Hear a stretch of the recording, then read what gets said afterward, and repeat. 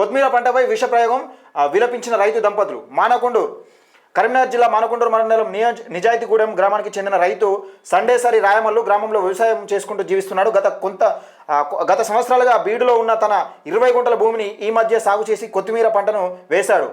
ఒక్క మే నెలలోనే కొత్తిమీరకు ధర వస్తుందన్న ఆశతో పంట వేస్తే ఆదివారం అర్ధరాత్రి గుర్తు తెలియని వ్యక్తులు కొత్తిమీర పంటకు గడ్డి మందును కొట్టడంతో ఒక్క పూటలోనే దాదాపు పంట మొత్తం ఎండిపోయింది. దీంతో జీవనోపాధికై కొత్తిమీర వేసిన మొదలు ఇప్పటి వరకు ₹1,00,000 అప్పైందని బాధిత రైతు దంపతులు సండేసారి రాయమల్లు రాధమ్మ కొత్తిమీర సాగు వద్ద బోరున విలపించడం గ్రామస్తులు కంటతడి పెట్టించింది. బాధితుల ఫిర్యాదు మేరకు పోలీసులు ఎండిన కొత్తిమీర పంటను పరిశీలించి పరిస్థితిని స్థానిక సిఐ బి సంజీవ్ దృష్టికి తీసుకెళ్లి దుండగులను పట్టుకుని న్యాయం జరిగే విధంగా చర్యలు తీసుకుంటామని బాధిత కుటుంబానికి ఎస్ఐ హామీ ఇచ్చారు. ఇది మీకన్నా నికృష్టుడు నీచుడు అని ఉంటారు. ఒక రైతు పండించిన పంటను ఖరాబు చేసేంత దుర్మార్గులు ఉంటారు రేకనన్నా.